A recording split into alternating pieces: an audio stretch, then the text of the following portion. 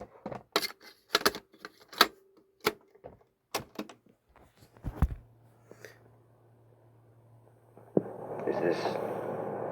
this thing on? Ah, yes. Mighty fine invention, this one, Tristio. My name is Alexander Mladenovic, and I'm the head of the Lithic Institute. An institute regarding the paranormal, in which we research the paranormal in ways of statements that people make. These tapes will be used to archive statements. I would like to give my personal thanks to Tristio for making this awesome invention, and if you're listening to this, you're probably a part of the archival staff. So, hello archival staff. Now, I hope that you will find this tape to your liking, and I hope that you can archive it in a correct spot. As for the archivist, it's your job to look through these tapes and see what statement is connected with what. Now then, as for the first statement,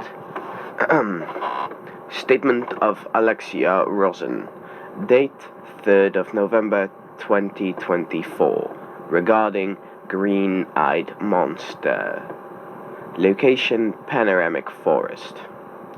Statement begins. Green eyes. They've been following me ever since I was young. No, I don't mean in the literal sense. I'm using the term here for jealousy, you know. Look, I had a rich upbringing, and I was always a little lucky, if you ask me. So it didn't take time for jealousy to follow my every footstep. I used to have friends, you know, until they found out I was a rich, spoiled brat. Now, I won't deny that I was not spoiled rotten by my father. He always called me his little Miss Perfect, as he watched me. Looking back on those days, I miss those days, you know.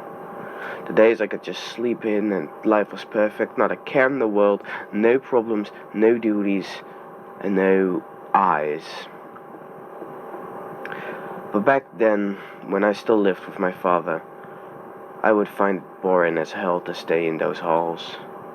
The halls looked like they were crafted in the Victorian era in mind. It bored me. So I used to sneak out and party.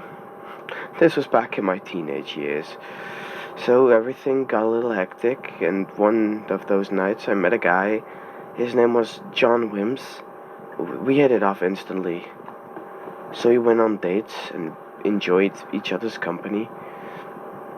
Not long after, my father found out somehow. He just knew somehow, and he started sending spies to watch me. That's what I called them. They're just bodyguards sent to make sure they always keep an eye on me, and I was totally safe, but this weirded John out, of course. However, not in the way that I expected him to be weirded out. He seemed to like the attention. A little too much, if you asked me. He started to become meaner to me and became invested in getting people to watch him as well. I knew right away that the jealousy had gotten to him. He left me a few days later with a note that said, "I think we should see other people," with an eye painted green on the back of the note. Now, I don't know if that was just him telling me he was jealous or something more sinister, looking back at it. I went to Dad, of course. I was furious at him, but he just watched. I really liked John. It made me sad to see him leave. The watching did not stop, however. Everywhere I went, people looked at me with practically smell the jealousy coming from the people, rotting corpses, their souls. My father's eyes were the worst. His left green eye always looking. He had made it public who I was. Now everyone wanted some. All those eyes watching me day in, day out, the movement of their green eyes all over my body making me sick, I started to stay at home. At home, I felt like I had peace. I wasn't constantly being watched, and this ended quickly, however, when Father started to have gods watch me in my room. It was torture. I was being watched no matter what I did. But I was not watched for the protection, no. I was being watched by jealous eyes, longing for what I had that they did not, longing for the spoiled life. I had planned to leave. I planned to leave for a while now. All those eyes watching me made it hell to come up with anything as a plan, however. Then I did come up with an idea. If they wanted my life, they could have it. I would just walk out and go as far away as I could. They did not seem keen on protecting me anyway, so if they wanted to watch, they could. I picked up my backpack, not that I could bring a lot of stuff with me, but still. So, then started my journey. As I suspected, they allowed me to leave. They just watched. So I took south on the fastest ferry I could get on. I traveled cities and villages. Now, it turns out that when people don't know you, they don't tend to stare as much. So I traded some of my belongings for a tent and then I could start, adventuring and finally becoming a traveler. You know, I like being a traveler. And I like the places I could sleep with my tent. Places people don't go and places I can't be watched. Or so I thought. The 3rd of November is when it all went to hell. I went to this dark forest. I remember the name. It was called Panoramic Forest. Yes, that one.